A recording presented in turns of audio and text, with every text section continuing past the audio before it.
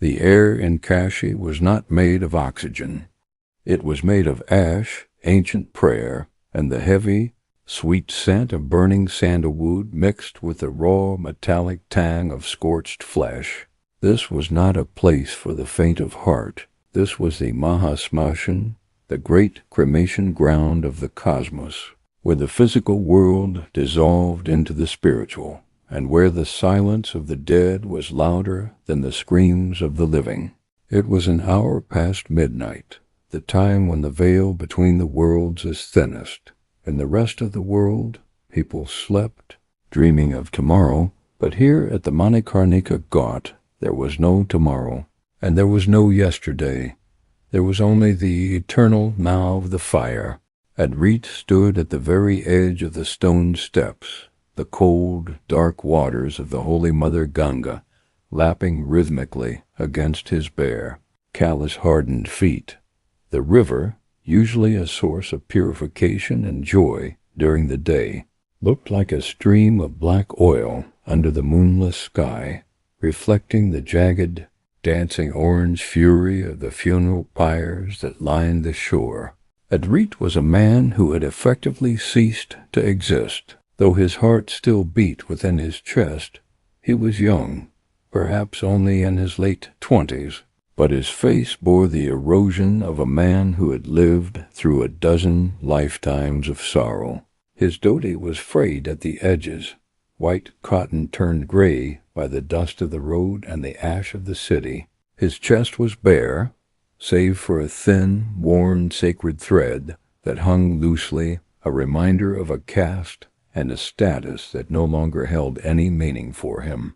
He watched the Dam Raja, the custodian of the burning ghat, stoke a particularly large pyre with a long bamboo pole. Sparks flew upward like a swarm of angry fireflies.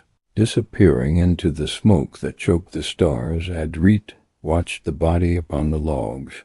It was wrapped in gold cloth, likely a wealthy merchant. But as the flames took hold, the gold blackened, the silk dissolved, and the flesh underneath bubbled just the same as the pauper burning 10 feet away. Ram Nam Satya Hai. The chant floated through the air, carried by a procession of weeping relatives carrying a fresh bamboo stretcher. The name of God is truth. Adrit closed his eyes, a bitter smile touching his lips. Truth, he whispered to the dark river. If God is truth, then truth is cruel. He had been a devotee once. He had performed the pujas. He had rung the bells in the temples of Lakshmi and Vishnu. He had lit the lamps for Ganesha. He had asked for a simple life, a healthy wife, a small patch of land, a child to carry his name, and the cosmos had laughed. First came the drought that cracked his land like a broken mirror. Then came the zamindar, the landlord with eyes like a vulture, who took the deed to his ancestral farm for a debt that wasn't even real. But Adrit could have survived poverty. He was strong. He could have worked as a laborer. But then came the fever. It had swept through his village like a silent assassin. It took his wife, Sushma. She was the color of his life. When she died, gasping for air in their empty hut while he prayed desperately to a stone idol that did not answer, the color drained from Adrit's world. He had cremated her 3 months ago, but he couldn't leave. He had wandered the banks of Varanasi like a ghost, eating what was given in charity, sleeping on the stone steps, waiting for something. He didn't know what. Perhaps he was waiting for the courage to walk into the river and never come up. You are blocking the path of the spirits, boy. The voice was not loud, yet it cut through the roar of the fires and the chanting of the mourners like a serrated knife. It was a voice that sounded like gravel grinding against bone rough, timeless, and devoid of social niceties. Adrit opened his eyes and turned. Sitting in the deep shadow of a tilting shrine dedicated to Shiva, hidden from the casual glance of the tourists and mourners, sat a figure that made Adrit's breath hitch in his throat. It was a man, or perhaps something more than a man. He was naked save for a loincloth made of rough jute. His skin was not brown. It was completely gray, smeared thick with the vibhuti, the sacred ash collected from the fresh pyres of the dead. In the flickering firelight he looked like a living statue of death itself. His hair was a chaotic cascade of matted dreadlocks, jata that coiled around his head like serpents and fell all the way to the dusty ground. He was a Kapalik, a practitioner of the left-hand path of Tantra. Around his neck hung a mala not of Rudraksha beads, but of human bone.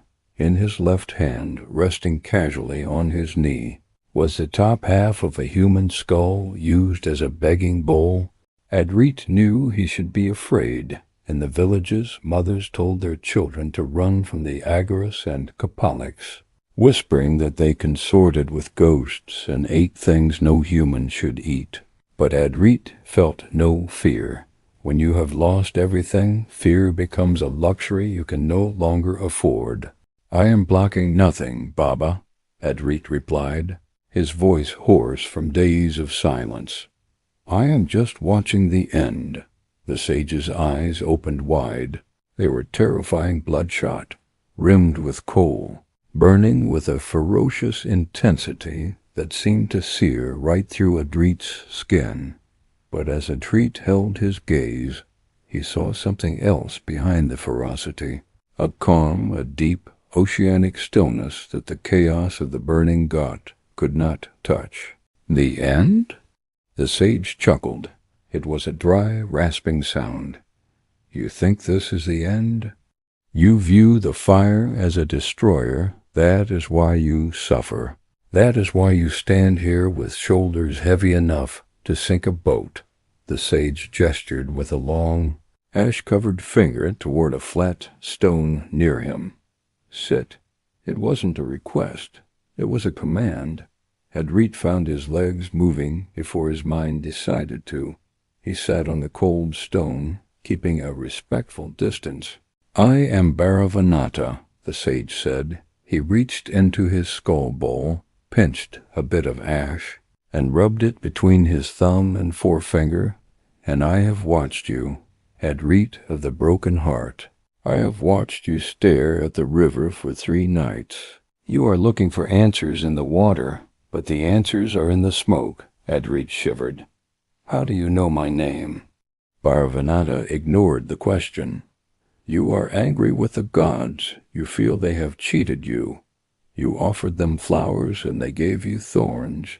You offered them milk and they gave you poison." "Yes," Adrit admitted, the anger bubbling up in his chest again, hot and sharp. "I worshipped the goddess of wealth, and I starved. I worshipped the goddess of knowledge, and I am confused. I worshipped the mother of the universe, the compassionate Gauri, and she let my Sushma die in pain. What use are gods who only smile in paintings, but are deaf to screams?" Bharavanata nodded slowly, as if this was exactly what he expected to hear. "You worshipped the gods of the householder. You worshipped the forms of the divine that represent structure, order, beauty, and fullness. But life, my boy, is not always full. Life is not always beautiful. Sometimes life is ugly. Sometimes the structure collapses. When the house burns down, where do you go? When the beauty rots, who do you worship then?" Adrit remained silent. He had no answer. In the Hindu pantheon he knew. Everything was about auspiciousness, Shubh. Every ritual was designed to push away the darkness, to invite the light.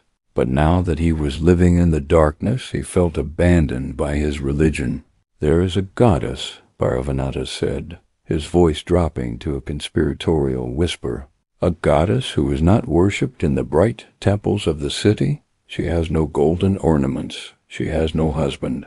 She is not young and beautiful. She does not promise you wealth or sons." The sage leaned forward, the firelight catching the wild glint in his eyes. She is the widow, she is the crone. She rides a chariot that has no horses. Her banner bears the image of a black crow. She is hungry, she is thirsty, she loves the quarrel. She dwells in the ruined house, the broken well, and here, in the smoke of the cremation ground, Adrit frowned, a goddess who is a widow. But to be a widow is a curse in our world. It is a sign of misfortune. Why would anyone worship misfortune? Because Parvanatha slammed his hand on his knee. Misfortune is the only thing that teaches you the truth. When you are rich, everyone is your friend. That is Maya, illusion. When you are poor, you see who truly loves you. That is Satya, also known as truth. When you are healthy, you think you are the body. When you are dying, you realize you are the soul. She is the goddess who strips away the illusion. She takes everything away from you, so that you have nothing left to hold on to except the divine. The sage pointed a finger at Adrit's heart. She has already visited you, Adrit. She took your land, she took your wife, she broke your pride, she has emptied your cup. You think you are cursed? No, you are being prepared. Prepared for what? Adrit asked, his voice trembling. The wind suddenly picked up, swirling the gray ash around them in a mini-cyclone. The atmosphere grew heavy, charged with a static electricity that made the hair on Adrit's arms stand up. Prepared to meet Maa Dhumavati. The sage whispered the name with a reverence deeper than any Adrit had heard for Vishnu or Shiva, the seventh Mahavidya. The grandmother of the void. Parvanatha reached behind him and pulled out a chillum, clay pipe. He lit it with a coal from the nearby fire, took a deep drag, and exhaled a thick cloud of smoke that mingled with the funeral smog. You want peace, Adrit. You won't find it by running back to the life you lost. You will find it only by walking through the smoke. Are you brave enough to hear her story? It is not a sweet story. It is a story of hunger that ate the universe. It is a story of a wife who swallowed her husband. It is a terrifying story.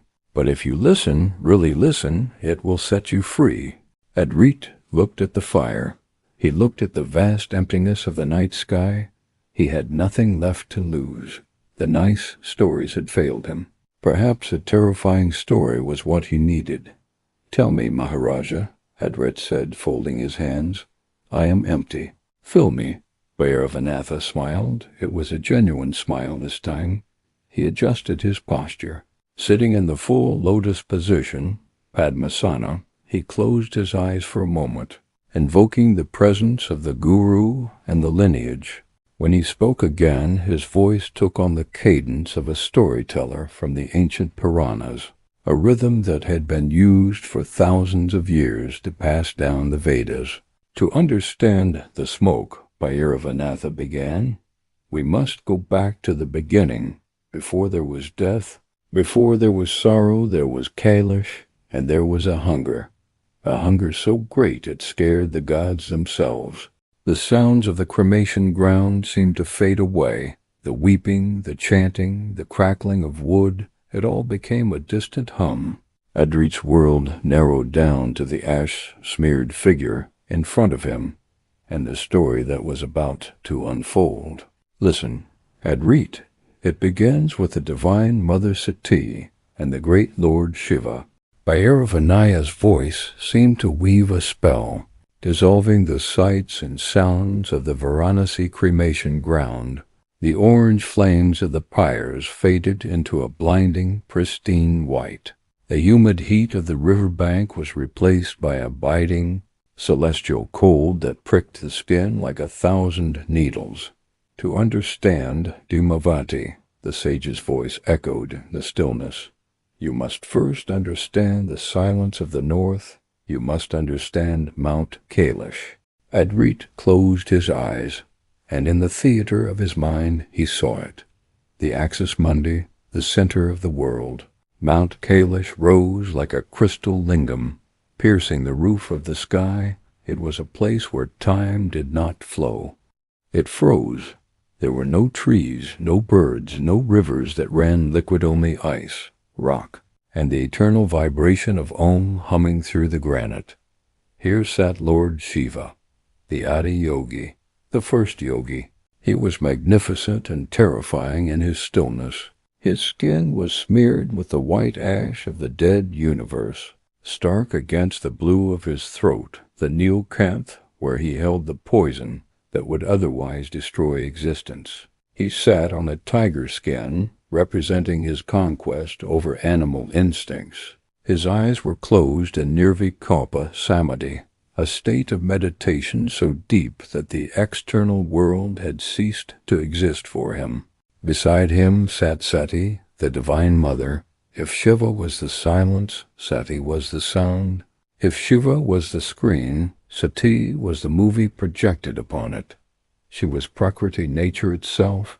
She was the sap in the trees, the blood in the veins, the heat in the fire, and the breath in the lungs. While Shiva withdrew from the world, Sati was the world. Observe the dynamic, Adrit, Bhairavanatha whispered. This is the root of all Tantra, the union of Purusha, consciousness, and Prakriti, energy. Usually they are in balance. Shiva holds the space, and Sati dances within it. But on this day, something changed. It began as a ripple in the fabric of existence. Sati, the golden-skinned goddess, the daughter of Daksha, felt a sensation she had never known in this form. It started in the pit of her stomach, not a physical stomach like yours or mine, but the womb of the universe. It was a hollowness, a vacuum. It was hunger. But this was not the hunger for rice or fruit. This was Mahakshuda, the great cosmic hunger. It was the hunger of a black hole that demands to swallow a star.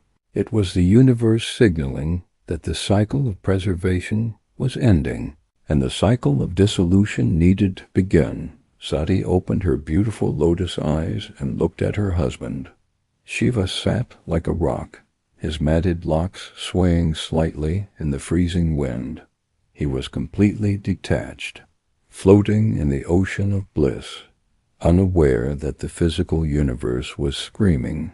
Mahadev, Sati spoke softly. Her voice was like the tinkling of silver bells, usually enough to wake the mountains. Shiva did not stir. The crescent moon in his hair shimmered, but his breath remained slow, rhythmic, like the tides of a distinct ocean. Shankar, she tried again, louder this time. My lord?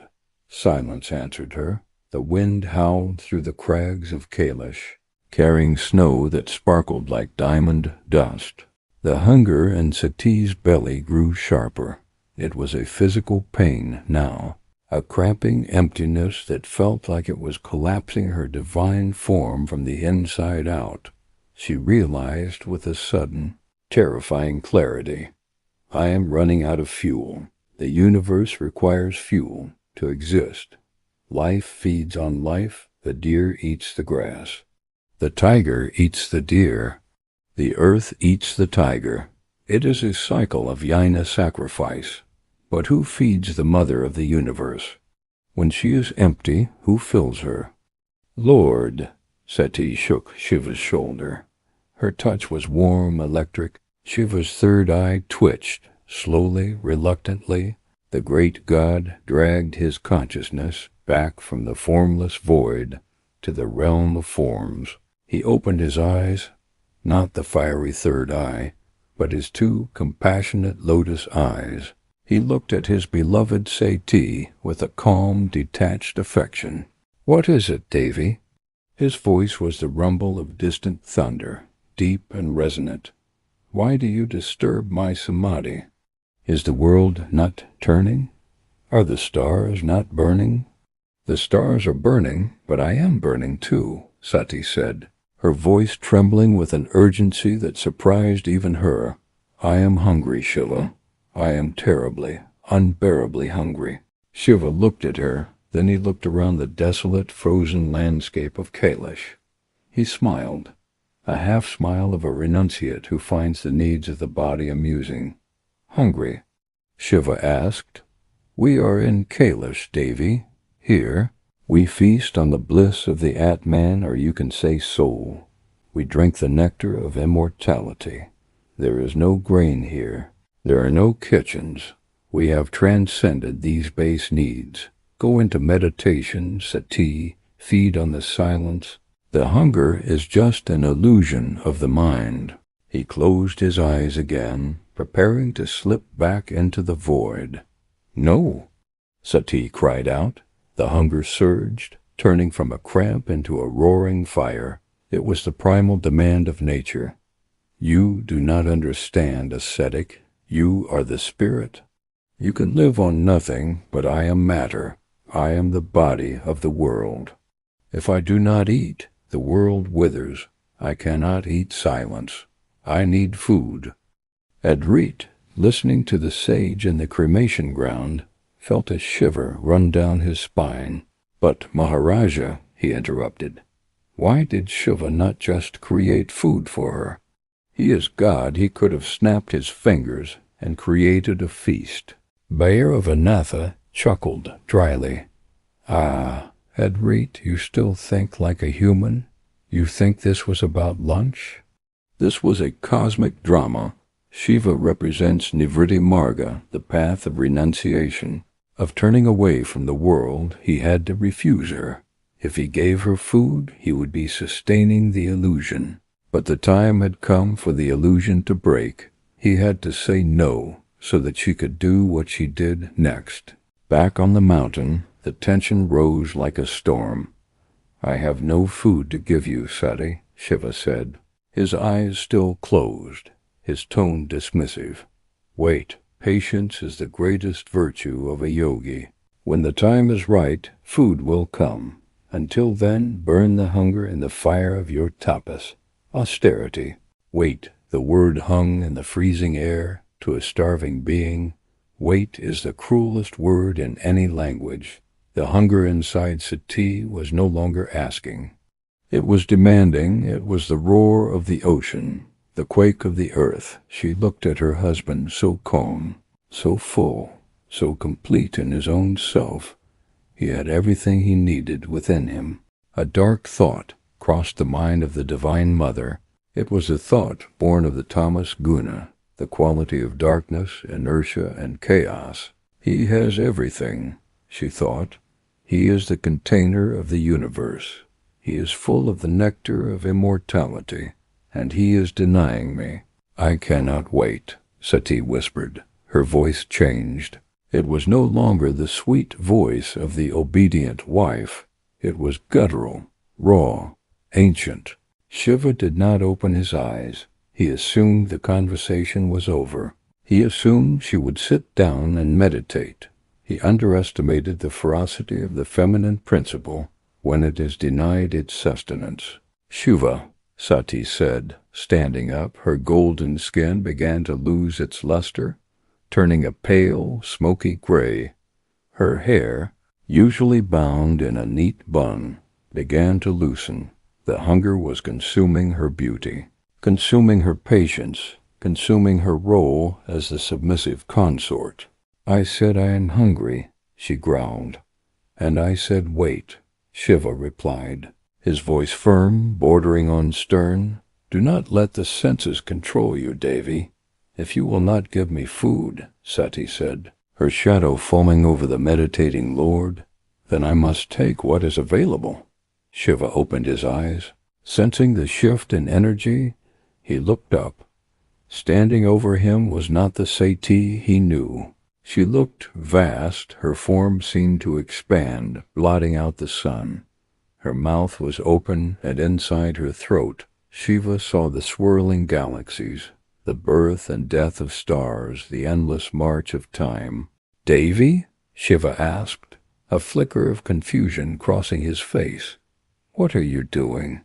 "I am the consumer," she said, her voice echoing from every direction at once. "I am the fire that eats the offering, And today, my Lord, you are the offering. Hunger had taken over completely. There was no logic left, only the primal imperative to fill the void. Bhairavanatha paused. He leaned forward, his face illuminated by the dying embers of the fire. Adrit, the sage whispered. In our culture, the wife serves the husband, the devotee serves the god, but in the secret path of Tantra, we know that sometimes the roles must reverse. Sometimes, to find the ultimate truth, the creation must swallow the creator. The energy must swallow the consciousness. The air on Kailash stopped moving. Bhairavanatha continued. The birds froze in the sky. The atoms stopped vibrating. Sati opened her mouth wider than the sky. She did not want a feast. She did not want fruits. She wanted the essence of existence. She lunged. It was unimaginable.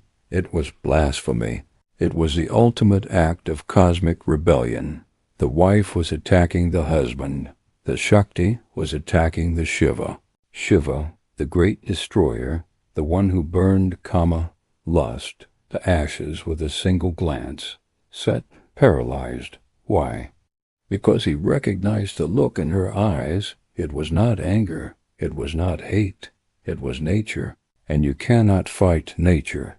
You cannot argue with a tsunami. You cannot debate with an earthquake. You can only be consumed. And so, Bhairavanatha said, his voice dropping to a terrifying low register, the hunger of the universe prepared to commit the ultimate act. The unthinkable was about to happen on the peak of the holy mountain. Adrit sat frozen on the rock, his heart pounding in his chest. He could feel the hunger of the goddess as if it were his own. He realized then that his own poverty, his own hunger, his own loss was just a microscopic fraction of this great cosmic hunger. What happened? Adrit breathed. She did not hesitate, the sage replied. The silence on Mount Kailash was usually the silence of peace, the tranquility of a frozen lake reflecting a perfect sky. But in that terrible instant, the silence changed. It became the silence of a held breath, the suffocating quiet that comes right before the roof collapses. Adrit, sitting on the cold stone of the Varanasi Ghat, felt his own throat tighten. The sage Bhairavanatha's eyes were wide, reflecting not the fire of the cremation ground, but the memory of that primordial event. She moved, Bhairavanatha whispered, his voice trembling with the weight of the story. She moved faster than thought. On the peak of the world, the great goddess Sati, driven by a hunger that was older than time itself, did not merely open her mouth, she unhinged the very fabric of reality.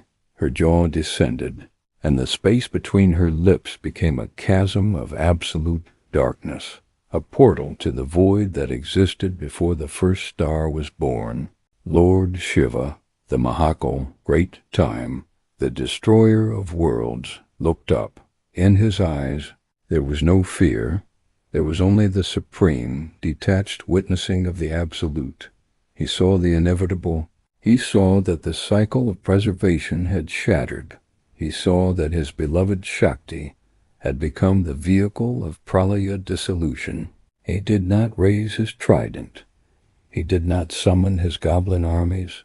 He did not flee. He sat in Padmasana, the lotus pose, and simply allowed it to happen. Gulp. It was not a sound of flesh eating flesh. It was the sound of the universe blinking out. It was a thunderclap of implosion. In one terrifying motion, Sati swallowed the lord of the 7 worlds. She swallowed the moon in his hair. She swallowed the Ganges trapped in his locks. She swallowed the poison in his throat. She swallowed the entirety of consciousness. Gone. Bhairavanatha snapped his fingers. The sound was sharp, like a twig snapping in a dead forest. Just like that, the screen vanished, leaving only the movie. The witness vanished, leaving only the energy. Adrit gasped. But how can the universe exist without Shiva? He is the pillar, he is the stand-you, the immovable one. Exactly. The sage nodded grimly. That is why the universe screamed. Back on Kailash, the moment Shiva disappeared down the goddess's throat, the world turned gray, the brilliant white snow lost its shine. The sky, usually a deep spiritual blue, turned the color of lead. The sun remained in the sky, but it gave no warmth. It hung there like a pale coin, robbed of its vitality. Sati stood alone on the peak. She was no longer Sati. The act had transformed her instantly. She stood frozen, her hands resting on her stomach. The hunger, the Mahakshuddha, was gone. In its place was a heaviness that anchored her feet to the rock so firmly that she felt she had become part of the mountain. But then came the heat.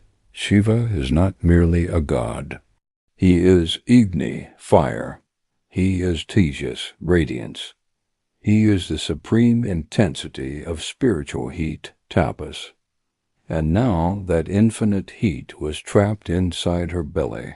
Imagine, Adrit, Bhairavanath said, wiping a bead of sweat from his own forehead, as if he could feel the goddess's fever. Imagine swallowing the sun. Imagine swallowing 1,000 volcanoes. Steam began to rise from the goddess's pores. Her golden skin, once radiant and soft, began to parch. It darkened, cooking from the inside out. The gold turned to copper, the copper to iron, and the iron to ash gray. Smoke duma began to billow from her mouth, her ears, and her nose. It was not the black smoke of burning rubber, nor the white smoke of incense. It was a thick, gray, suffocating fog. It swirled around her, wrapping her in a cloak of obscurity. It obscured her jewelry. It obscured her fine silks. It obscured her divine beauty until she looked like a shadow standing in the mist. She had satisfied her hunger, but at what cost? She became the widow, the sage said softly. The word hung in the air, heavy and sad. Adrit frowned, struggling with the concept. But Maharaja, a widow is a woman whose husband has died. Shiva cannot die. He is immortal. He is just. Inside her, a brilliant observation. Bhairavanath smiled, his teeth flashing in the gloom. And therein lies the great secret of Dhumavati. She is the eternal widow, but she is not a widow in the human sense. She has not lost her husband. She has absorbed him. The sage leaned closer, his voice dropping to a conspiratorial whisper. Think, boy, in the world of men, a woman is defined by her husband.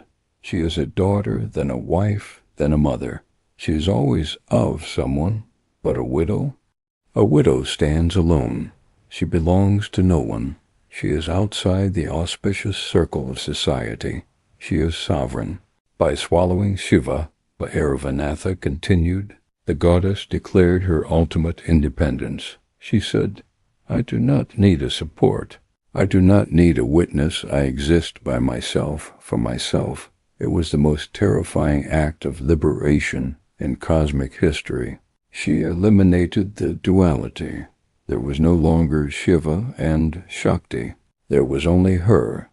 But on Kailash, the sensation was not one of liberation, at least, not yet. It was a sensation of terrible discomfort. The goddess clutched her throat. The third eye of Shiva, now deep within her, was burning like a coal. The poison halahala that Shiva kept in his throat began to mix with her own essence, creating a mood of bitterness, of strife, of unease. She looked around the desolate landscape. She was alone, truly, utterly alone. The Ganas, Shiva's attendants, had vanished, sensing the disappearance of their master. The Nandi bull was gone. A crow, black as midnight, landed on a jagged rock nearby. It tilted its head, looking at the smoking goddess with intelligent, beady eyes. It did not fear her. It let out a harsh caw. Caw. It was the only sound in the dead world. Why the crow? Adrit asked, distracted by a crow picking at a discarded flower garland near the riverbank. Because the crow is the scavenger, the sage replied. The crow eats what others reject. The crow cleans the battlefield when the beautiful gods flee. When the auspicious music stops, when the sweet smells fade, the crow remains. And so, the crow became her companion, her emblem. The goddess looked at her reflection in a patch of ice. She did not see the beautiful Sati anymore. She saw a hag. Her hair was disheveled, gray and wild. Whipping in the wind like dead vines, her eyes were hard, lacking the moisture of compassion. Filled instead with the dry wisdom of the void, her teeth had grown long and sharp. Her breasts, once full with the milk of creation, now hung long and empty, for she was no longer the mother who feeds. She was the crone who strips away. She opened her mouth to speak, but instead of a melodious voice, a cloud of hot smoke poured out, darkening the sky further. "I am full," she tried to say, but the words came out as a raspy moan. "I am the void that is full." She felt the weight of the universe in her gut, Bhairavanath explained, and it was heavy. Sorrow is heavy, Adrit. Grief is heavy. That is why Dhumavati is depicted as old and bent. She carries the weight of all the unfulfilled desires, all the broken dreams, all the tragedies of the world inside her. Adrit looked down at his own hands. They were trembling. "I feel that weight," he whispered. "Since Sushma died, I feel I am carrying a mountain on my back. I feel I swallowed a stone that won't dissolve." Bhairavanath reached out and placed his hand on Adrit's shoulder. The sage's hand was hot, incredibly hot, like a burning coal. Adrit almost pulled away, but the heat felt strangely comforting, cauterizing the wound in his heart. "You have been swallowed, my son," Bhairavanath said intensely. "You think you are the one grieving, but you are not. You have been swallowed by the great time. You are in the belly of the goddess right now. That darkness you feel, that is the inside of her stomach. Is there a way out?" Adrit asked, tears stinging his eyes. "Does Shiva ever come out?" The sage sat back, picking up his skull bowl. He looked at the smoke rising from the cremation pyres, drifting up to join the night. "Shiva always finds a way," he said, "but he does not come out the same way he went in, and neither will you. The goddess did not swallow him to destroy him. She swallowed him to transform him and to transform herself, but the gods were not silent for long." Bhairavanath continued, shifting the narrative back to the myth. "You cannot swallow the Lord of the universe without consequences." The pressure inside her was building. The smoke was getting thicker. The heat was becoming unbearable. Shiva, from the darkness of her belly, began to speak. He spoke from inside her? Yes, a voice that came from nowhere and everywhere, a voice that vibrated in her very bones. And what he said to her, that is how she received her name. That is how the smoke found its purpose. The sage took a pinch of ash and drew a vertical line on his forehead. "Prepare yourself, Adrit. The easy part is over. Now comes the confrontation, the rejection, and the coronation of the Dark Queen. Are you ready to hear what the great Lord said from the prison of his wife's stomach?" Adrit nodded. The fear was gone, replaced by a deep, resonant curiosity. He felt a kinship with this smoking, lonely goddess. He wanted to know her. "Then listen," Bhairavanath commanded, "for the smoke is about to rise." The sensation of containment was absolute. Inside the cosmic abdomen of the goddess, Lord Shiva existed not as a body of flesh and bone, but as a singularity of pure consciousness trapped within a sphere of intense, chaotic energy. For Sati, the physical reality of Mount Kailash had begun to warp. The ground beneath her feet felt insubstantial, while the heaviness in her belly grew to an infinite density. The heat radiating from her core was no longer just warmth. It was a fever that threatened to incinerate the very atmosphere. The pristine snow of the Himalayas began to sublime directly into vapor, creating a thick, swirling mist that wrapped around her like a shroud. This was the first manifestation of the Dhuma, the smoke that would define her eternal form. It was a smoke born of the friction between the absolute stillness of Shiva and the raging kinetic hunger of Shakti. From the depths of this internal furnace a voice emerged. It did not travel through the air, for there was no air inside the goddess's stomach. Instead, it vibrated through her nadis, the subtle energy channels of her spiritual body. It was the voice of Shiva, echoing with the resonance of a trapped thunderbolt. "Devi," the voice rumbled, vibrating against her ribs, "what have you done? In your hunger, you have consumed the bedrock of existence. You have swallowed the secret. You have swallowed the truth. There is no longer a duality of I and you. There is only this suffocating heat." The voice was not angry, but it carried a weight of profound solemnity. Shiva, the great ascetic, realized that his passivity had been met by her overwhelming activity, and the result was a dangerous imbalance that the cosmos could not sustain. Sati, struggling to stand under the immense weight, clutched her abdomen. Smoke poured from her nostrils in rhythmic bursts. Sinking with her labored breathing, she tried to respond, to justify the primal hunger that had driven her to this act. But her voice was lost in the hissing of the steam. She felt a churning motion inside her, a demand for release. Shiva, the lord of yoga, began to expand his form within her. He was Mahadev, the great god, and he could not be contained forever. Even by the mother of the universe, he exerted his will, pushing against the boundaries of her being, forcing a separation. The pressure became excruciating. It was the pain of a universe trying to be born, or perhaps a universe trying to die. With a convulsion that shook the roots of the mountains, the goddess gagged. Her mouth flew open, and a pillar of gray smoke erupted into the sky, blotting out the pale sun completely. From this geyser of ash and fog, a form was expelled. It was Lord Shiva, ejected from her body, reconstituted from the void. He landed on the rock before her, not as the serene meditator he had been, but as the fierce Rudra, his eyes blazing with the intensity of the experience. He looked at her, really looked at her, and saw the transformation that the act had wrought upon her. The golden Sati was gone. In her place stood a tall, haggard figure, her skin the color of rain clouds, her hair a tangled mess of white and gray, her jewelry gone, her fine silks replaced by rags that looked as though they had been pulled from a funeral pyre.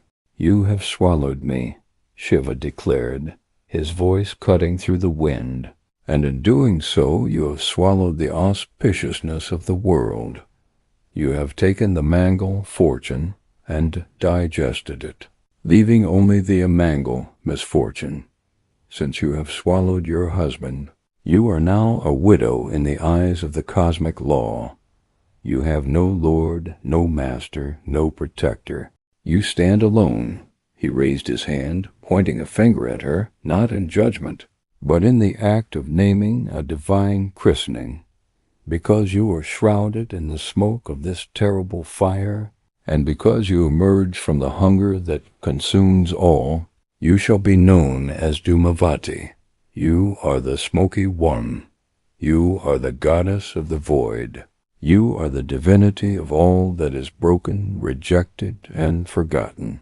The words settled upon her like a heavy mantle. Dhumavati looked down at her own form. She saw her hands, now wrinkled and bony, the hands of a grandmother who has worked for 1,000 years. She felt the change in her nature, the desire for beauty, for romance, for the sweet play of love was gone, incinerated by the heat of swallowing the absolute. In its place was a fierce, dry independence. She realized that Shiva's declaration was not a curse, but a revelation of her true power. By stripping her of her husband, her beauty, and her social status, he had liberated her from the expectations of the universe. She was no longer bound to please anyone. She was free. "Go now," Shiva commanded, his tone softening with a strange, paradoxical compassion. "You do not belong in Kailash any more. Kailash is the abode of fullness, of bliss. You are the goddess of thirst and hunger. You belong where the smoke rises. Go to the smashan, cremation grounds. Go to the ruined houses where the roofs have fallen in. Go to the desolate wild places where the wind howls. That is your kingdom now." He gestured toward the plains of India below them. "There are souls down there who are broken. Just as you are broken, there are those who have been swallowed by grief, by poverty, by disease. The beautiful gods, Lakshmi, Vishnu, Indra, they turn their faces from such ugliness. But you will not turn away. You will go to them. You will be their mother." Dhumavati nodded slowly. A chariot materialized from the mist to meet her. It was a terrifying vehicle, ancient and creaking, made of wood that seemed charred by fire. But the most striking feature was what it lacked. There were no horses, no lions, no tigers to pull it. It was a chariot that moved by its own will, or perhaps by the sheer force of the wind. Upon the banner of the chariot sat a large black crow, cawing triumphantly, marking the vehicle as the carriage of death and transition.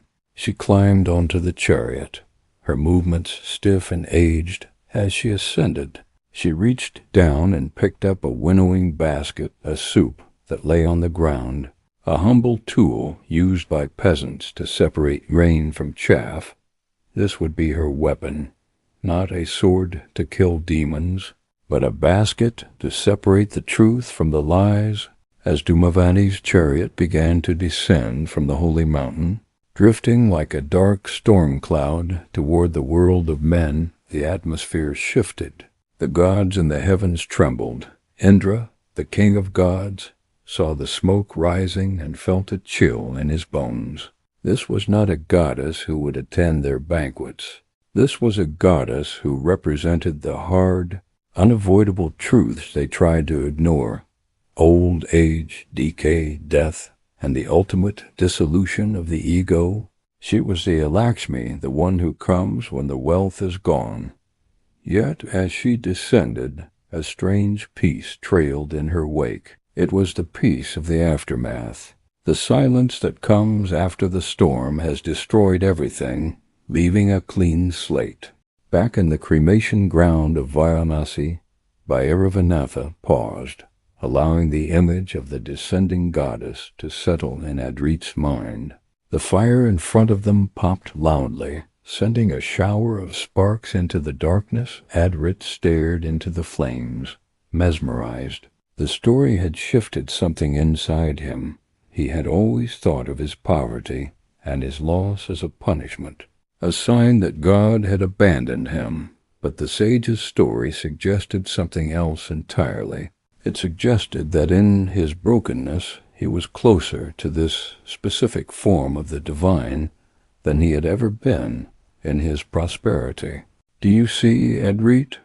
Bhairavanatha asked, his voice blending with the crackle of the fire. "She was sent away from the high heaven of Kailash to be here with us. The smoke you breathe right now is her breath.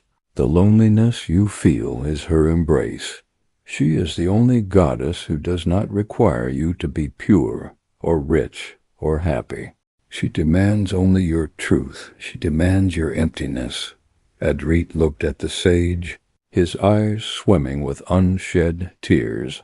The terrifying image of the hag on the horseless chariot no longer seemed monstrous to him. It seemed necessary. It seemed like the only thing that made sense in a world filled with pain. But what does she do? Adrit asked, his voice steadying. If she is the goddess of the broken, does she fix them? Does she give them back what they lost? Or does she simply watch them suffer? This was the crucial question. Adrit needed to know if there was hope, or if Dhumavati was simply a witness to despair. Bhairavanath smiled, a slow, cryptic curling of his lips that suggested the answer was far more complex than a simple yes or no. He reached for the winnowing basket that lay near his own belongings, a symbolic replica of the goddess's tool. She does not fix you in the way you want, Adrit, the sage replied, running his rough fingers over the woven bamboo of the basket. She does not glue the broken vase back together. She grinds the shards into dust so they can be blown away. She uses the winnowing basket. To understand her mercy, you must understand her tools. You must understand the crow and the banner. You must understand the mystery of the soup. Are you ready to learn the secret of the winnowing?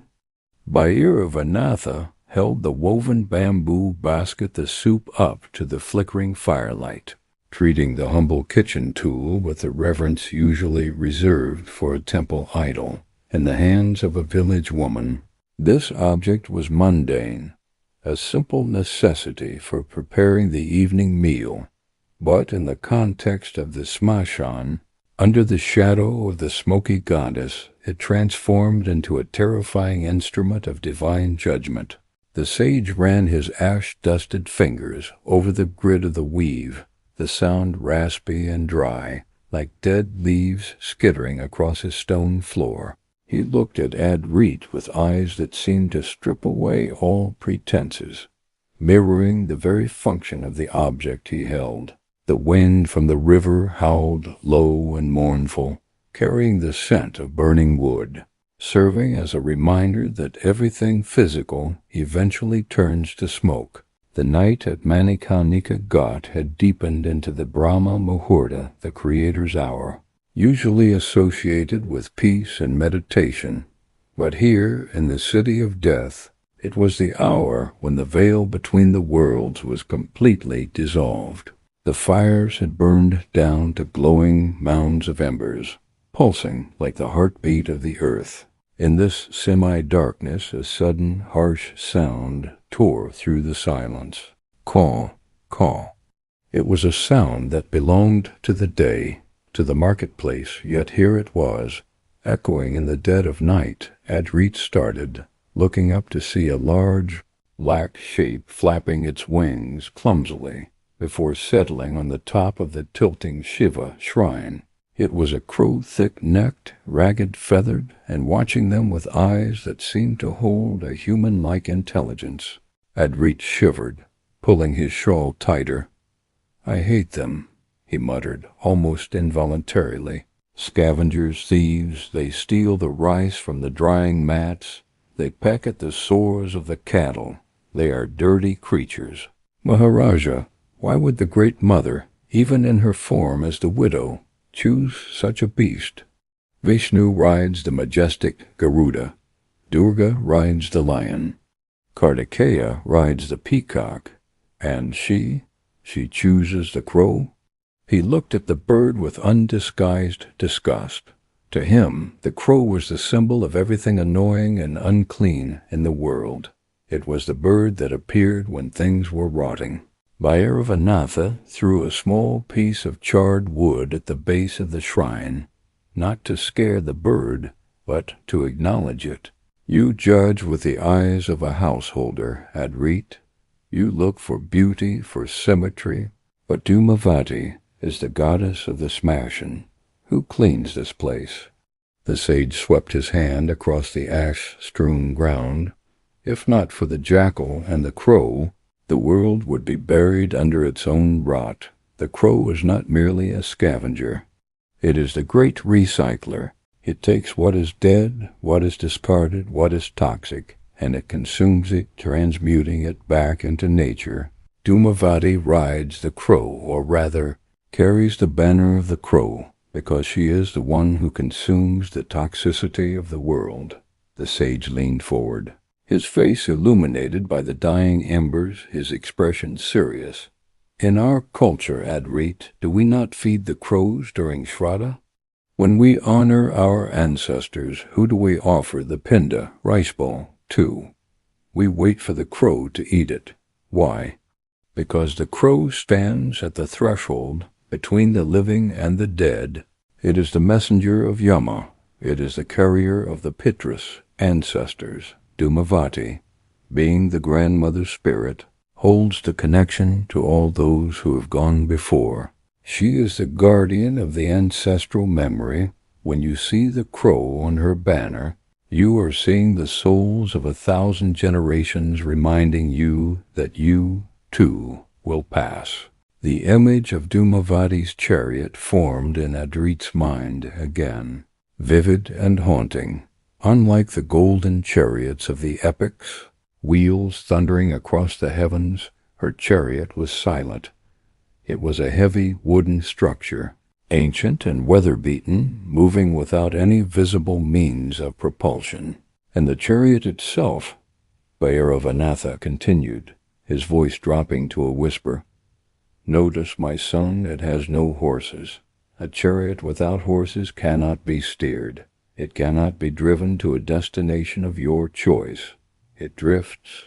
It moves where the wind of karma takes it." This is the supreme teaching of the widow, the sage explained, tracing a circle in the ash. When you are young and strong, you think you are the driver of your life, you hold the reins, you whip the horses. You say, "I will go here, I will achieve this." But Dhumavati comes when the horses are dead. She comes when you have lost control, when the doctor says there is nothing more we can do. When the bank takes the house, when the lover leaves, the horses are gone. You are sitting in a chariot that you cannot steer. Most people scream in terror at this, but Dhumavati sits calmly. She teaches us the power of drifting. She teaches aparati the cessation of striving. She says, "Let the wind carry you. Stop fighting the current." Adrit stared at the crow on the shrine. The bird preened its feathers, unbothered by the smoke or the heat. He thought of his own life since Sushma died. He had tried to fight it. He had tried to bargain with God. He had tried to find reasons, but perhaps he had been trying to whip horses that were no longer there. He was drifting, and he had hated every moment of it. But if the goddess herself drifted, was there a dignity in it? So she is the goddess of surrender? Adrit asked softly. Is that what the crow signifies? Surrender to the rot? Not rot, Bhairavanatha corrected him sharply. Transformation. The banner of the crow, the Kakadoya, is a flag of victory, but not victory over an enemy army. It is victory over revulsion. You see, Adhirit, the ego loves to divide the world into good and bad, clean and dirty, sacred and profane. The ego wants the lotus, but hates the mud. But the lotus needs the mud. Dhumavati stands in the mud. Her banner declares, "I accept everything." She accepts the cancer as much as the cure. She accepts the funeral pyre as much as the wedding fire. When you can look at the crow with the same love as you look at the peacock, then you have worshipped Dhumavati. Then you are free. The wind picked up, rattling the loose corrugated metal of a nearby shed. The crow cawed again, a sound that seemed to mock the vanity of the world. She is called Kalahapriya, the sage added, a glint of mischief in his eyes. The one who loves conflict. The crow is a noisy bird. It fights. It disturbs the peace. Dhumavati is not the goddess of a quiet, polite meditation hall. She is the goddess of the argument, the misunderstanding, the harsh words. Why? Because conflict breaks the shell of the ego. When someone insults you, your ego rears up like a snake. Dhumavati is that insult. She provokes you to see where you are still attached to your self-image. She uses the noise of the crow to drown out the sweet lies you tell yourself. Adrit looked at the winnowing basket that lay by the sage's side. He began to see how the pieces fit together. The smoke, the hunger, the widowhood, the crow. It was all a systematic dismantling of the human personality. It was a stripping down to the bare bones. She is terrifying, Adrit admitted, but it is a terror that feels honest. The other gods, they promise so much. They promise protection, but she promises nothing but the truth. Precisely, Bhairavanatha smiled, and for the first time, he looked like a loving father rather than a terrifying sorcerer. She is the only one who will not lie to you. She is the no. When you ask for wealth, she says no. When you ask for fame, she says no, because she knows that those things will only bind you further. She loves you too much to give you golden chains, so she sends her crow to peck them away. She sends her smoke to hide the world from you, so you are forced to look inside. The sage picked up the soup, the winnowing basket. It was old, woven from bamboo, stained with the dust of grains and the passage of time. He held it up to the firelight, the grid of the weave casting a shadow on his face. "You asked about her tools," he said quietly. "The crow is her herald, the banner is her identity, but this is her action. This is how she performs surgery on the soul. The winnowing basket, in the hands of a village woman, it separates rice from husk, but in the hands of Dhumavati, it separates the soul from the Maya. And let me tell you, Adrit, that separation is painful. It is the flaying of the spirit." Adrit whispered, leaning in, drawn like a moth to the flame. "How does she use it? How does she separate us?" Bhairavanatha lowered the basket, holding it like a weapon. "What's next?" He murmured into the night. "The separation of the real and the unreal. Prepare yourself, boy. The crow has announced her arrival. Now the work begins. Observe the mechanism of the winnowing basket, Adret." Bhairavanatha began, his voice taking on a rhythmic cadence. "To use this, one must toss the mixture of grain and chaff into the air. It is a violent action. You do not gently separate the two. You throw them up, exposing them to the wind. The soup represents viveka, discriminative wisdom. It is the power to distinguish between the eternal and the temporary. When the mixture is thrown, the wind catches the chaff, the dry, weightless, useless husk, and blows it away. But the grain? The grain is heavy. The grain has substance. It falls back into the basket. This is the entire operation of the universe under the command of Maa Dhumavati. She shakes the world. She tosses our lives into the air with the force of a hurricane, not to destroy us, but to see what blows away and what remains. Adrit stared at the basket, mesmerized by the metaphor. He realized that his life had been tossed into the air violently over the last year. "So the pain," Adrit whispered, "the loss of my home, the death of Sushma, that was the shaking?" Bhairavanatha nodded slowly. "Precisely. You are clinging to the husks, thinking they are the grain. We all do it. We think our bodies are the grain, but they are just the husk. We think our bank accounts, our reputations, our relationships are the grain, but they are lighter than air. When Dhumavati enters a life, she brings the storm. She throws you up, and she watches as your money blows away. Your status blows away, your beauty blows away. She is relentless. She will keep shaking the basket until the only thing left is that which cannot be blown away, the Atman, the soul, the heavy, substantial truth of who you are."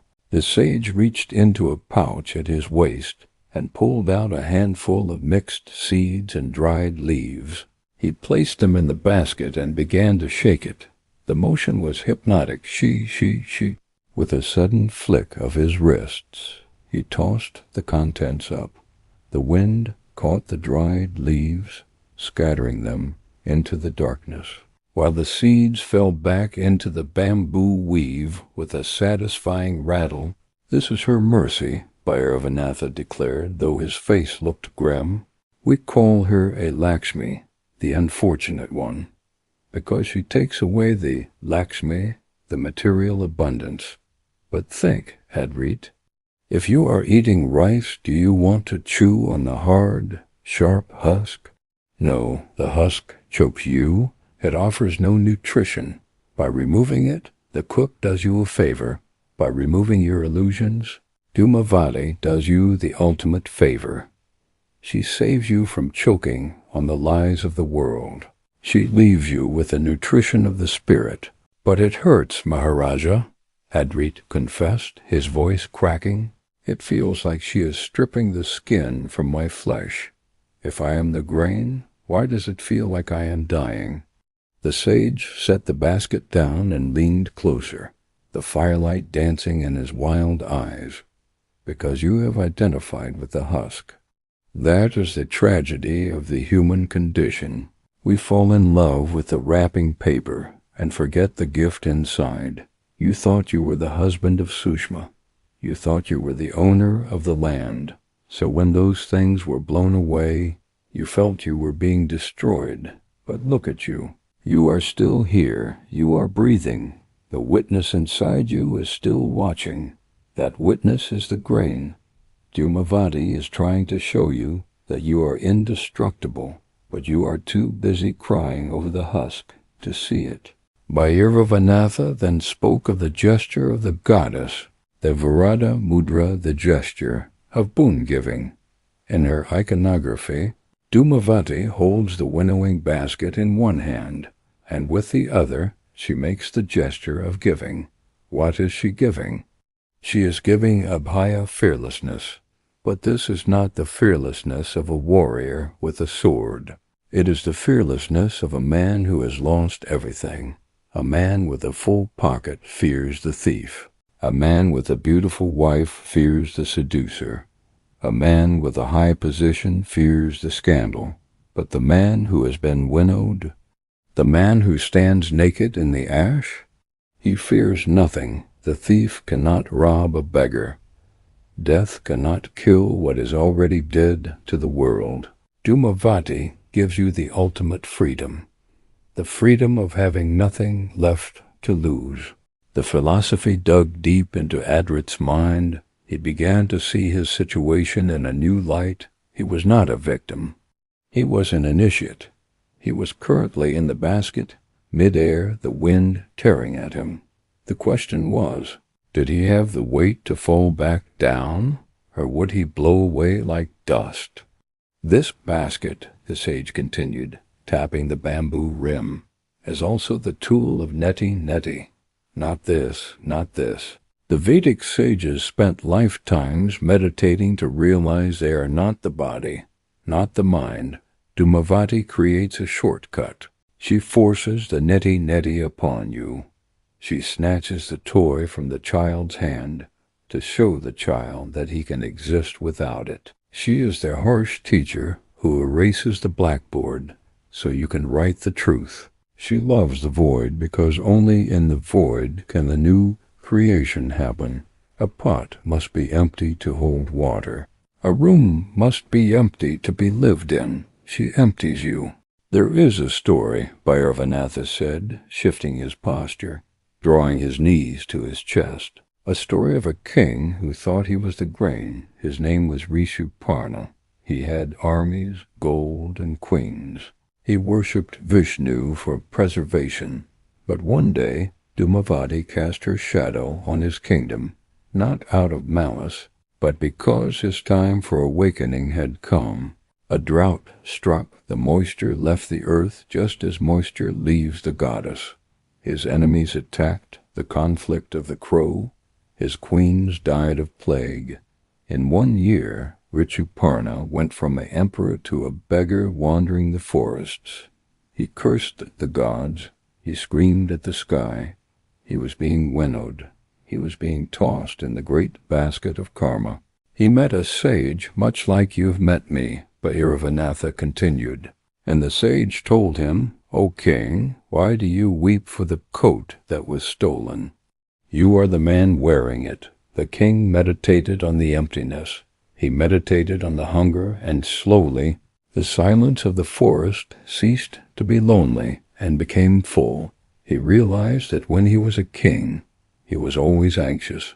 Now, as a beggar, he owned the stars. He realized that Dhumavati had not robbed him.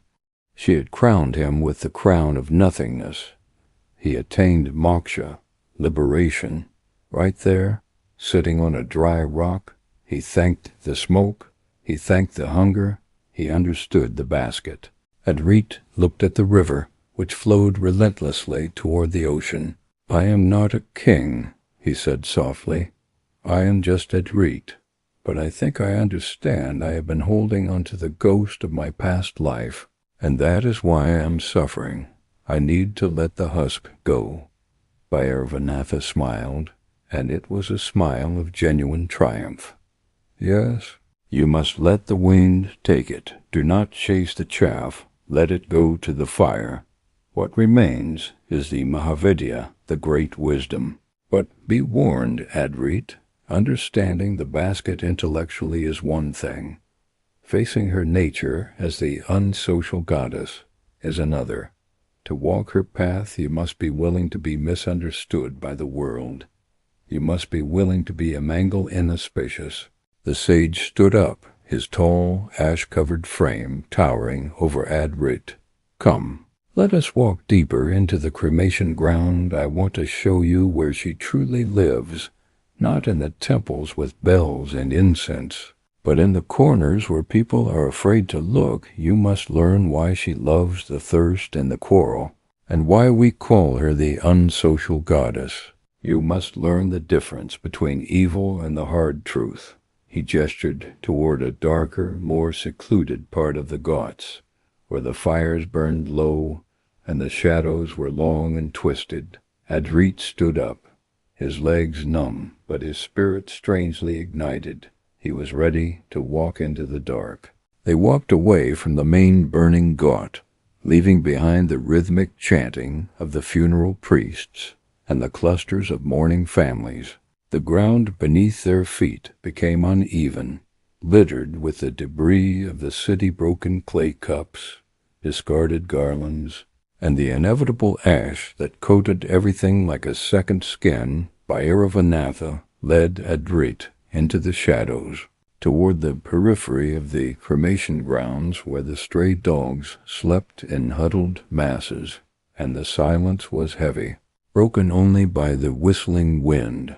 This was the domain of the forgotten, the outskirts where civilization frayed and unraveled. It was here, the sage indicated, that the presence of Dhumavati was most potent. Look around you, Adrit, Bhairavanath said, his voice dropping to a gravelly whisper that blended with the rustling of the dry peepal leaves above. This is not a place where people come to socialize. There are no tea stalls here. There are no laughing children. This is the place of the Amangal, the inauspicious. In the bright city of Varanasi, people greet each other with Ram Ram. They seek connection, they seek community, but Dhumavati? She is the goddess of the broken connection. She is the unsocial goddess. She dwells in the sunya, the desolate places where the human ego feels most uncomfortable. Adrit looked at the ruin of an old stone structure nearby. Its roof collapsed, its walls covered in moss and spider webs. It looked like a mouth with broken teeth. Why? He asked. Why does the Divine Mother choose such ugliness? Why does she sit on a chariot without horses in a place without life? Is she punishing herself? The sage laughed, a dry, rattling sound. Punishing? No, she is enjoying her sovereignty. You see, society is a construct of rules. We dress a certain way, speak a certain way, marry a certain way.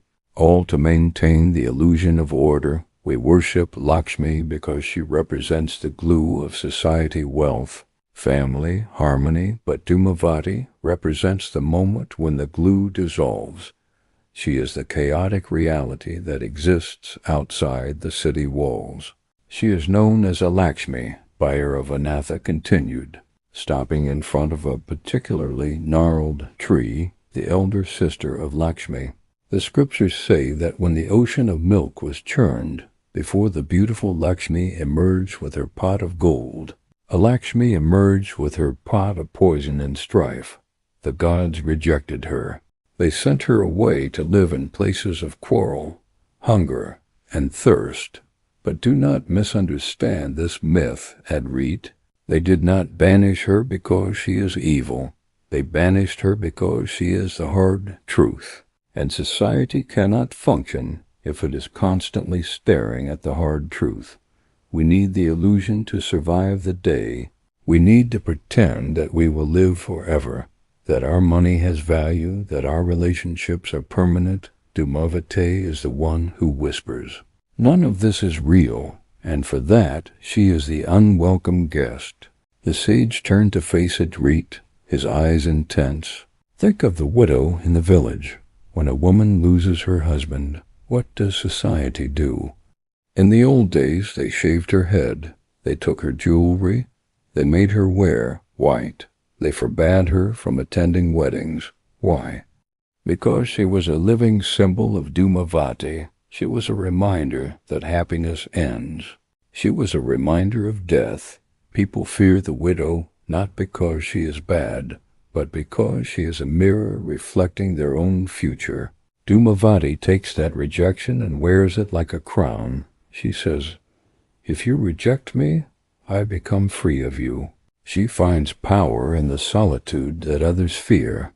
She loves the thirst and the hunger, the sage said, gesturing to his own begging bowl. Most gods are depicted holding a bowl of nectar or a fruit. Dhumavati is often depicted holding a bowl of fire, or simply with an open, hungry mouth. This is the Trishna, the unquenchable thirst of existence. Adrit, have you ever felt a desire that no amount of pleasure could satisfy? A loneliness that no company could cure? Adrit nodded, feeling the lump in his throat. Yes, since Sushma left, even when I am with people, I am alone. I feel a hole in my chest that eats everything. That hole is her shrine, Bhairavanatha declared. That dissatisfaction is her blessing.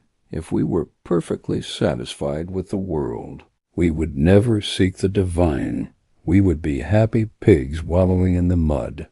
It is the thirst, the discomfort, the not-enoughness that pushes us to look up. Dhumavati keeps us hungry so that we do not fall asleep in the illusion. She loves the quarrel Kalaha, because friction creates fire. When your life is smooth, you sleep.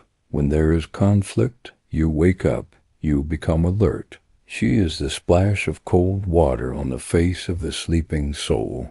Adrit looked at the desolate landscape with new eyes. He began to understand that inauspicious did not mean bad. It meant anti-structure. It meant anti-comfort. So we worship her to what? Adrit asked. To ask for more pain? To ask for loneliness? No, the sage replied, shaking his head. We worship her to keep the Lakshmi at bay, or rather to transcend the fear of her. There is a secret ritual, Adrit, on the festival of Diwali.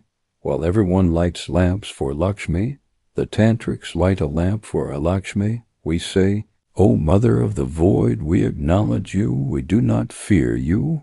We honor the darkness as much as the light. By honoring her, the fear of misfortune vanishes. And when the fear of misfortune vanishes, misfortune loses its power over you. You become invincible. There is a difference between evil and the hard truth, Bhairavanatha emphasized, his voice stern. Demons are evil.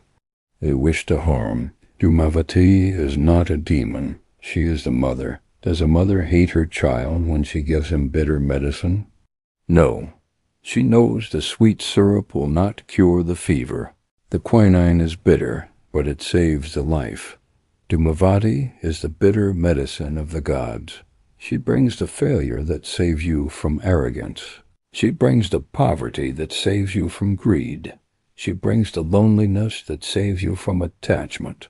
She is the most compassionate of all, because she does the dirty work that the beautiful goddesses refuse to do.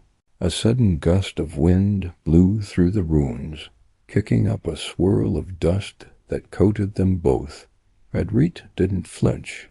He felt a strange kinship with this rugged, unpolished divinity. I have lived in her kingdom for a year, Adrit whispered. I have been the unwelcome guest. I have been the one people avoid looking at because I remind them of failure. I thought I was cursed. And now? The sage asked. Now, Adrit said, looking at the moonless sky, I feel like I am just independent. I am outside the walls, but the air here is cleaner. Bhairavanatha smiled, a wide, toothy grin that shone in the darkness. You are learning, my boy. You are beginning to see the siddhis, the powers hidden in the smoke. You see, once you stop fearing the dark, you can start to use it. Dhumavati does not just take away. She grants powers that are unmatched by any other deity. Powers of protection, of destruction of enemies, of ultimate stillness. She is the goddess of the magical void. Are you ready to learn about the siddhis of the smoke? Are you ready to know what happens when you befriend the crow? Adrit nodded. The fear was gone, replaced by a growing sense of power, the power of the one who has hit rock bottom and found that the rock is solid ground. Teach me, Maharaja, teach me how to use the smoke.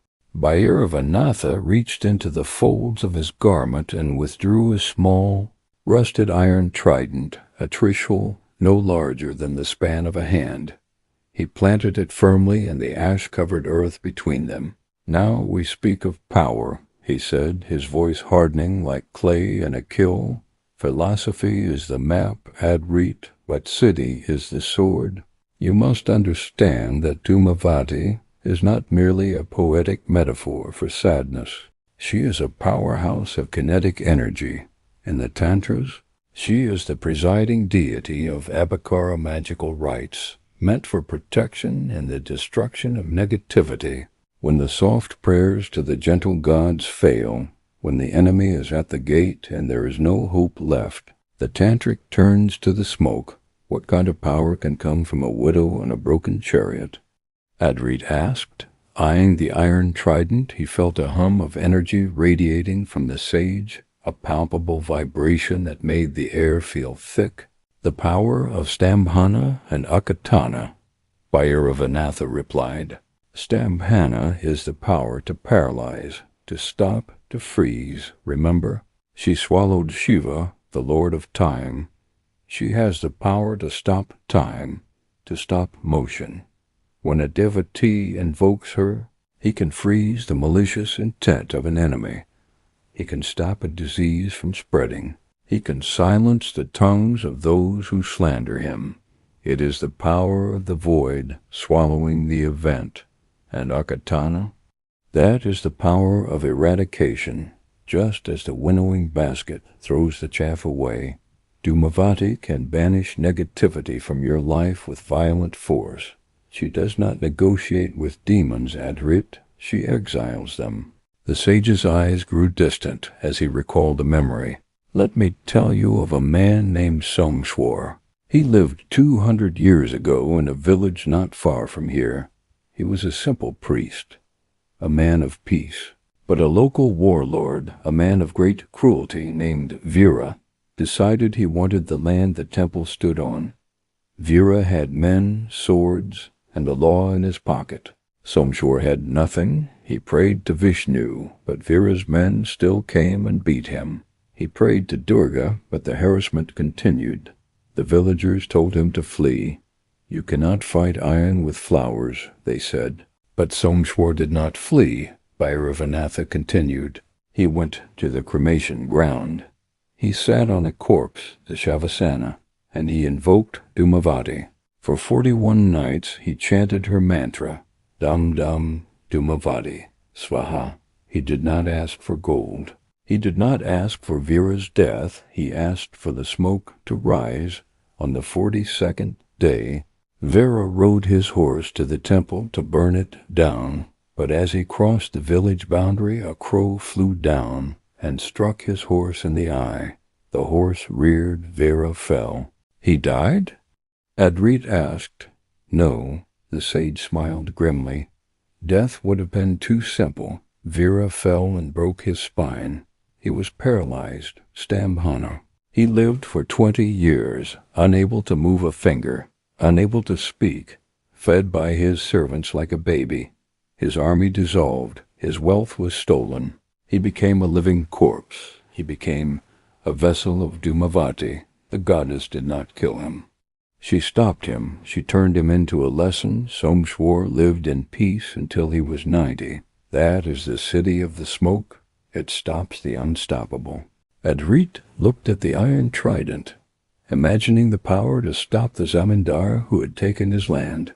Is it wrong to use such power? He asked hesitantly. It sounds like revenge. It is not revenge. Bhairavanatha corrected him sharply. It is justice delivered by nature. If a tiger attacks you and you shoot it, is that revenge? No, it is survival. Goddess Dhumavati is the force of cosmic immune response. When a cell in the body becomes cancerous, the body attacks it. When a human becomes cancerous to the Dharma, Dhumavati attacks him. But listen closely. Adrit, this is dangerous. If you call upon her out of petty jealousy or ego, the smoke will turn on you. She eats the ego, remember? If you offer her your ego to eat, she protects you. If you offer her your enemy's ego, she destroys him. But if you try to use her like a servant for your greed, she will eat you instead. The ultimate siddhi, however, is not external, the sage said, his voice softening. It is internal.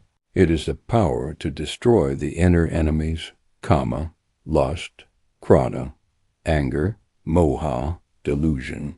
When you chant her mantra, you are asking her to swallow your false self.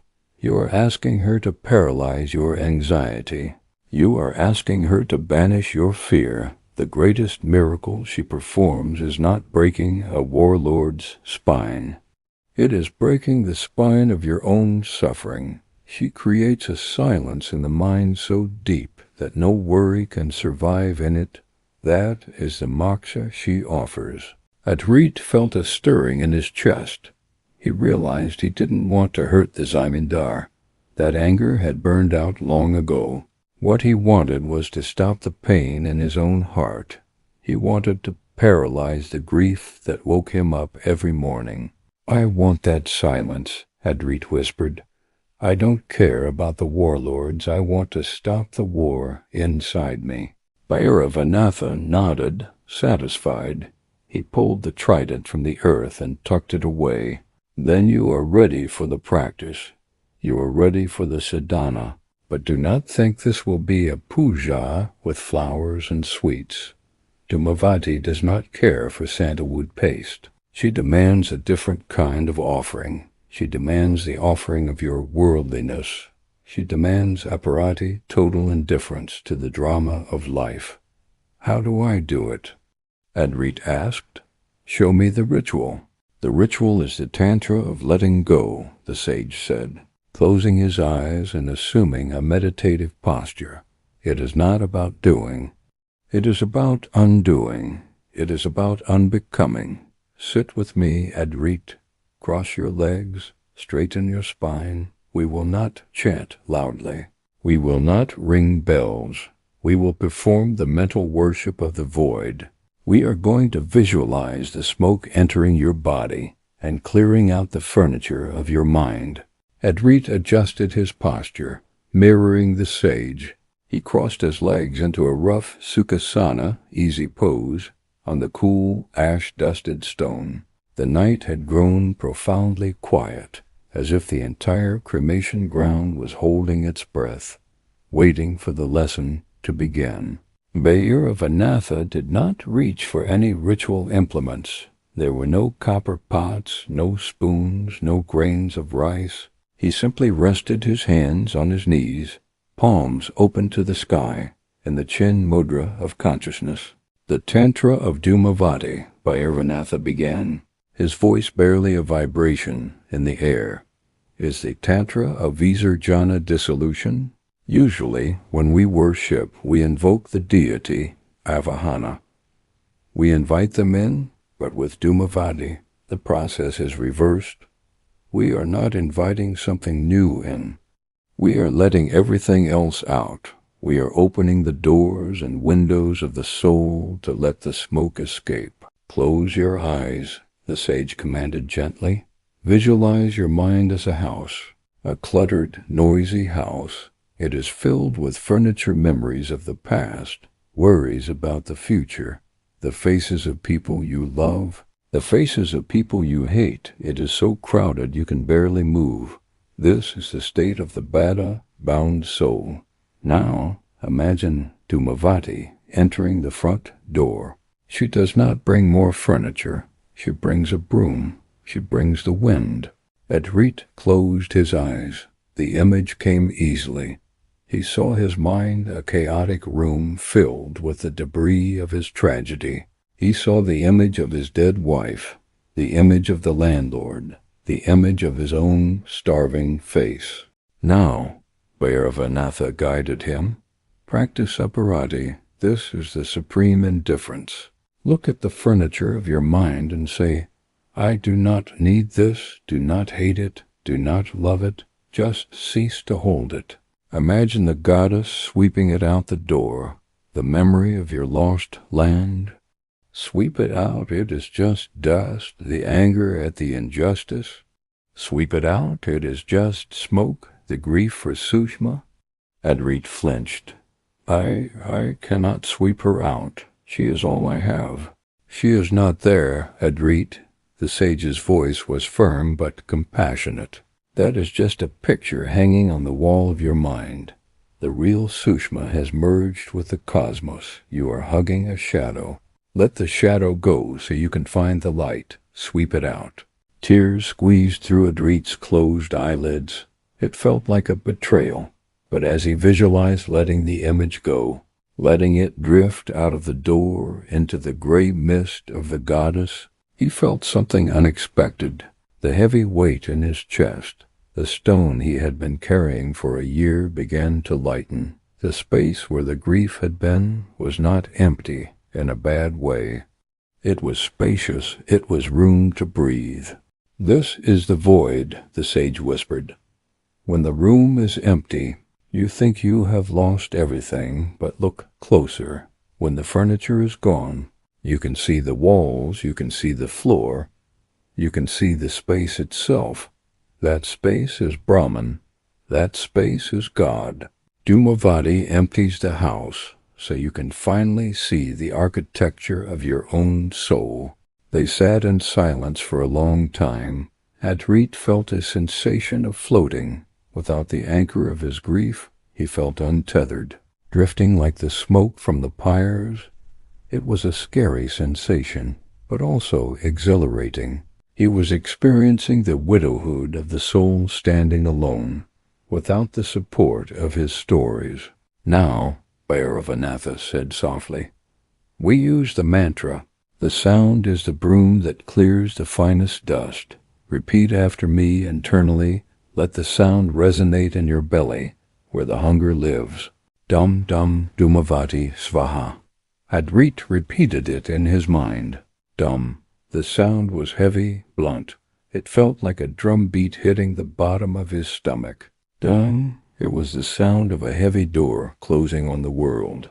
Dhumavati, the name of the darkness that comforts. Svaha, I offer myself. As he chanted, the vibrations seemed to scrub the inside of his skull, the chatter of his mind. What will I eat tomorrow? Why me? Its cold began to dissolve into the rhythm of the mantra. The smoke in his visualization grew thicker, covering everything in a soft, gray blanket of silence. He was no longer Adrit the beggar. He was just a point of consciousness in a sea of gray. Dhumavati is the Jyesta. Bhairavaneya's voice floated through the void. The eldest, she is the grandmother. When the mother is busy with the household, the child runs to the grandmother. The grandmother does not demand grades or good behavior. She just holds the child in her lap. She tells the child, it is okay to be tired. It is okay to sleep. Adrit, you are tired. The world has beaten you. Let the grandmother hold you. For the first time in his life, Adrit understood the appeal of the crone. He didn't want a cheerleader. He didn't want a lecture on karma. He wanted rest. He wanted the deep, dreamless sleep where no pain exists. Dhumavati was that sleep. She was the cosmic pause button. He felt a presence then, not a visual hallucination, but a feeling of being watched by something ancient and incredibly benevolent. It wasn't a warm, sunny benevolence. It was the cool, dark benevolence of a cave in the summer heat. It was the safety of the dark. She is here, Adrit whispered, his eyes still closed. She is always here, Bhairavanatha replied. She is the background of existence. We are usually too focused on the foreground to see her. But now you have cleared the foreground. Stay there, Adrit. Do not rush back to the world. Drink the darkness. Adrit sat, suspended in the city of silence. The inner enemies were not dead, perhaps, but they were paralyzed stambhana. His anxiety was frozen. His grief was frozen. In that stillness, he found a peace that was deeper than happiness. Happiness flickers. This peace was solid as a rock. This is the secret, Bhairavanatha murmured, ending the meditation. When you have nothing, you have everything. When you let go, you are held. This is the tantra of the smoke. Adrit opened his eyes. The world came rushing back, the smell of the fire, the sound of the river, but it felt different. It felt distant, like he was watching a play he wasn't part of. He looked at the sage, and he saw not a terrifying Kapalik, but a guide who had just led him through a minefield. Thank you, Adrit said, his voice steady. I feel lighter. Good. Bhairavanatha smiled. But the journey is not quite over. You have felt the emptiness. Now you must feel the compassion. You must meet the grandmother properly. You must understand that beneath the smoke there is a heart that beats for the sorrow of the world. The first gray light of dawn was beginning to bleed into the eastern sky, turning the black waters of the Ganga into a bruised purple. The fires at Manikarnika never stopped, but at this hour they seemed less angry, burning with a quiet, steady resolve. Adrit sat in the aftermath of his meditation, feeling a strange vulnerability. He had stripped away his defenses, his anger, and his identity as a victim. He felt raw, like a wound exposed to the air, but clean. Bhairavanatha noticed his shivering. He reached into his bundle and pulled out a worn woolen shawl, tossing it to Adrit. Cover yourself. The spirit is strong, but the body is still flesh. Adrit wrapped the shawl around himself. Grateful for the warmth. You called her the grandmother, he said softly. It is a strange title for a goddess who is a widow and eats the universe. Is it? Bhairavanatha asked, leaning back against the stone wall of the shrine. Think of the structure of a family, Adrit. The mother is the disciplinarian. She has to raise the children, manage the house, worry about the future. She is busy, but the grandmother? Her work is done. She has seen it all, the births, the deaths, the weddings, the wars.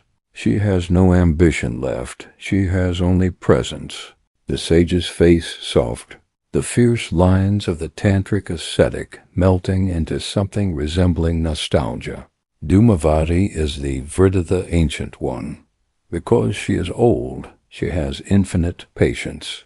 When the world rejects you because you are ugly or poor or sick, the mother might cry, the father might turn away in shame, but the grandmother opens her arms. She says, "Come here, you are safe with me." Why? Because she knows that beauty and wealth are just temporary costumes. She sees the naked soul, and she loves it. There's a tenderness in her smoke, Bhairavanath continued. We call it karuna compassion, but it is not the compassion of giving sweets to a crying child. It is the compassion of the surgeon who cuts out the rot. It is the compassion of the winter that kills the pests, so the spring can return. She saves us from our own delusions, and in that saving there is a deep, abiding love. Adrit looked at the winnowing basket lying on the ground. It no longer looked like a weapon of separation. It looked like a cradle. I always thought the gods wanted us to be perfect, he admitted, that we had to be pure to approach them. That is the path of the Devas, the sage nodded. But Dhumavati is of the Mahavidyas. She does not require purity. She requires authenticity. She is the patron of the outcast, the widows, the beggars, the lepers, the madmen. They are her children. Society hides them, but she elevates them. She says, "In your brokenness, you are holy." This is why she is worshipped in the Smashan, the ultimate place of rejection. The dead body is rejected by the house, by the family. It is brought here, and who waits here to receive it? She does. She is the ultimate refuge, Bhairavanath said, his voice dropping to a reverent whisper. When all doors slam in your face, the door of the smoke is always open. When you have failed at everything, when you are bankrupt in spirit, you can go to her. You don't need to bring flowers or incense. You just bring your failure. You say, "Mother, this is all I have." And she takes it. She eats it. And in exchange, she gives you her greatest gift. What gift? Adrit asked, leaning forward. The gift of Nishinta, the sage replied.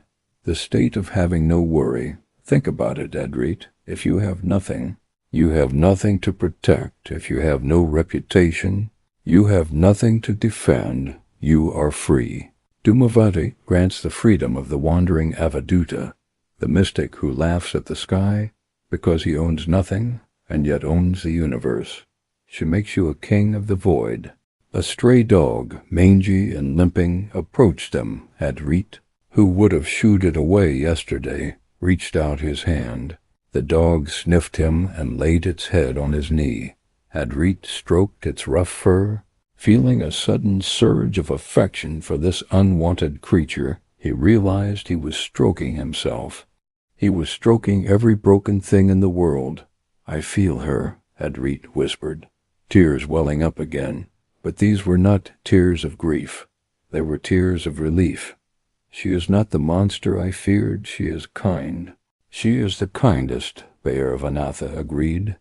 Because she does not lie, the world tells you. Buy this and you will be happy. That is a lie.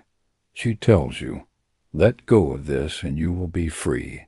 That is the truth. Her harsh appearance, the fangs, the hag-like face, is just a mask to scare away the superficial people.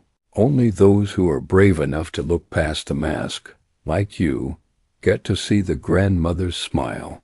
The sage pointed to the rising smoke from the last pyre of the night. It swirled up, catching the first rays of the sun, turning from gray to a translucent gold. See? Even the smoke turns to gold when the light hits it. Your grief, Adrit, is just smoke. If you let the light of wisdom hit it, it becomes your greatest treasure. It becomes the fuel for your liberation. You are ready now, Bhairavanath said, standing up and brushing the ash from his knees. You have understood the hunger, the smoke, the basket, and the compassion. You have understood the philosophy. Now you must have the darshan, you must see her. Adrit's heart skipped a beat. See her? Like with my eyes? With the eye that matters.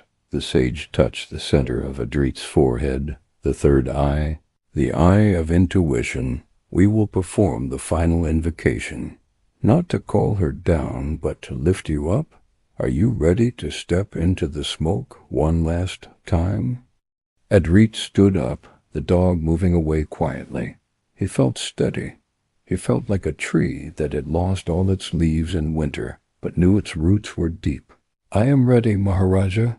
Then come, Bhairavanatha said, turning toward the river, where the mist was thickest. Let us look into the face of the widow and find our own face.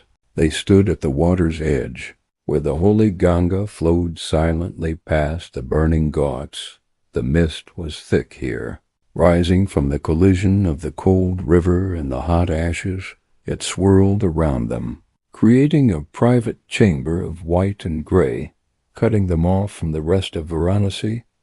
Bhairavanatha stood behind Adrit, his presence like a solid wall of granite. Do not look for a woman in a sari, the sage's voice whispered directly into Adrit's ear. Do not look for a human form, look for the essence. Look into the smoke. Let your eyes go soft. Let your focus dissolve. Adrit stared into the shifting fog. At first he saw only gray vapor, damp and cold. But as he relaxed his gaze, as he allowed the mantra, Dum Dum Dhumavati Svaha, to pulse in his veins, the smoke began to organize itself. It wasn't a hallucination. It was a deepening of perception. The chaotic swirls began to follow a rhythm, a breathing pattern. Inhale, exhale. The mist darkened. A shadow formed within the white atoll, towering silhouette that seemed to stretch from the riverbed to the zenith of the sky. It was vast, ancient, and terrifyingly still. Adrit felt a wave of primal fear, the instinct of the prey sensing the predator. But he remembered the sage's words. She is the grandmother. He held his ground. Suddenly the silhouette gained detail. He saw a chariot made of charred wood, immense and silent, floating on the fog. Perched atop its banner was the great crow, its eyes burning like red coals, and seated upon the chariot was her. She was not beautiful in the way poets describe beauty. She was the color of a rain cloud before a storm. Her hair was white as bone, flowing wild and unbound, representing a freedom that terrified the civilized mind. Her face was etched with the lines of 1,000,000,000 years of cosmic sorrow, yet her eyes were vast pools of absolute peace. They were the eyes of someone who has seen the end of the world and knows that it is okay. She held the winnowing basket in one hand, and with the other she made the gesture of Chen Mudra, the seal of consciousness. She looked down at Adrit, and for a moment he felt completely transparent. She saw his grief, his poverty, his anger, his love for Sushma. She saw it all, and she did not judge it. She simply witnessed it. Then she opened her mouth. Adrit expected a roar or a command, but instead what came out was silence. A silence so profound, so heavy, that it drowned out the sound of the river, the fire, and his own heartbeat. In that silence Adrit understood. He saw that his life was just a bubble in this ocean of smoke. He saw that his suffering came from trying to hold on to the bubble. He realized that the void was not empty. It was full. It was a womb. Everything came from the smoke, and everything returned to the smoke. The poverty he feared, it was just a return to the source. The death he mourned, it was just a change of clothes. He felt a sensation of being swallowed, but this time it wasn't painful. It was like being swallowed by a warm blanket on a cold night. He was inside the goddess. He was inside the hunger, and there, in the center of the hunger, he found the satisfaction he had been looking for all his life. He found that he did not need the land. He did not need the status. He did not even need Sushma to be alive physically. He had the self. A voice echoed in his mind, not a sound, but a direct download of knowledge. I am the end that is the beginning. Fear not the ash, for out of ash the phoenix rises. I have taken your husk, Adrit. Now go and live as the grain. The vision began to fade. The towering figure dissolved back into the mist. The chariot melted into the morning fog. The red eyes of the crow blinked out. Adrit was left standing on the wet stone steps. The morning sun finally breaking through the haze, bathing his face in a gentle, golden warmth. He fell to his knees. He didn't pray. He didn't ask for anything. He just bowed. It was a bow of total surrender, a bow of gratitude for the surgery that had been performed on his soul. He wept, but these were fresh tears, washing away the dust of the past. Bhairavanatha placed a hand on his head. The darshan is complete, the sage said softly. You have seen the unseen. You have touched the untouchable. Adrit looked up. His eyes were clear. The haunted, hollow look was gone.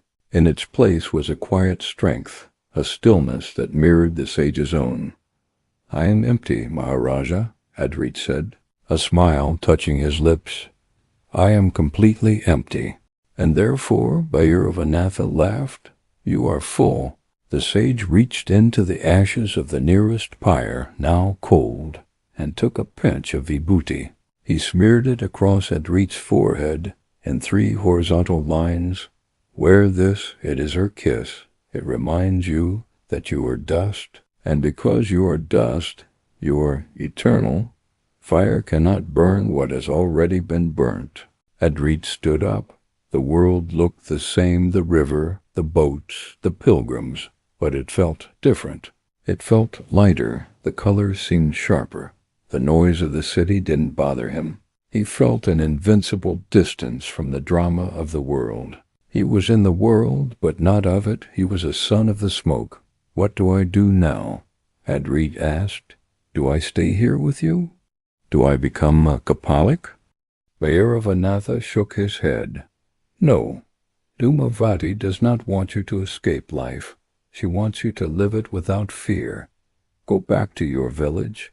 Adrit, or go to a new city. Work, eat, laugh, but do it with the winnowing basket in your heart. When trouble comes, and it will come, toss it in the air. Let the wind take the husk. Keep the grain. And remember, the sage added, his eyes twinkling, leave a little food for the crows. Adrit laughed. It was a genuine, hearty laugh that startled a nearby pilgrim. I will, Maharaja, I will feed the messengers.